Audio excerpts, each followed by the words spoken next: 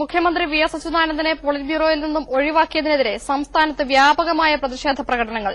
Thrissur ഇരിങ്ങാലക്കുടയിൽ V S അനുകൂല പ്രകടനത്തിന് നേരെയുണ്ടായ അക്രമത്തിൽ സിപിഎം ബ്രാഞ്ച് അംഗം ഉൾപ്പെടെ 2 പേർക്ക് പരുക്കേറ്റു.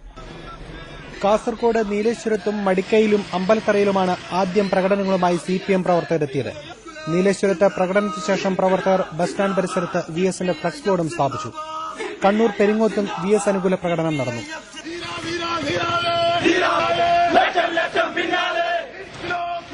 കോഴിക്കോട് ജില്ലയിലെ വിവിധ ഭാഗങ്ങളിലും വൈകുന്നേരത്തോടെ പ്രകടനങ്ങളുമായി പ്രവർത്തകർ രംഗത്തിറങ്ങി. തൃശൂർ ഇരിങ്ങാലക്കുടയിൽ വി എസ് അനുകൂല പ്രകടനത്തിന് നേരെയുണ്ടായ ആക്രമണത്തിൽ 2 പേർക്ക് പരിക്കേറ്റു.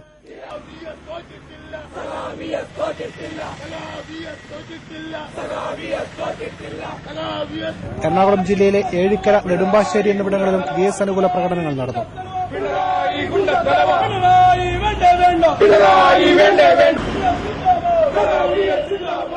കോട്ടയത്തിന്റെ പടിഞ്ഞാറൻ മേഖലകളിൽ പ്രതിഷേധ പ്രകടനങ്ങൾ അരങ്ങേറി. വി എസിന് അനുകൂലമായും പിണറായിക്കെതിരായും മുദ്രാവാക്യങ്ങൾ മുഴങ്ങി.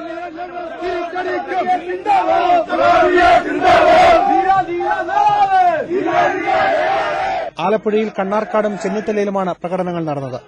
ചെന്നിത്തലയിൽ വി എസ് അനുകൂല പോസ്റ്ററുകൾ ഒട്ടിക്കുന്നതിനെ ഔദ്യോഗിക പക്ഷക്കാരായ ഏരിയ കമ്മിറ്റികൾ ചോദ്യം ചെയ്തതിനെ തുടർന്ന് ഉന്തും തള്ളുമുണ്ടായെങ്കിലും പോലീസ് എത്തി പ്രശ്നം പരിഹരിച്ചു. കൊല്ലത്ത് കഴുതുരുട്ടിയിലും കടവൂരും പ്രകടനം നടന്നു. തിരുവനന്തപുരത്ത് പാർട്ടി പതാക താഴ്ത്തിക്കെട്ടിയാണ് വി എസ് വിഭാഗം പ്രതിഷേധിച്ചത്.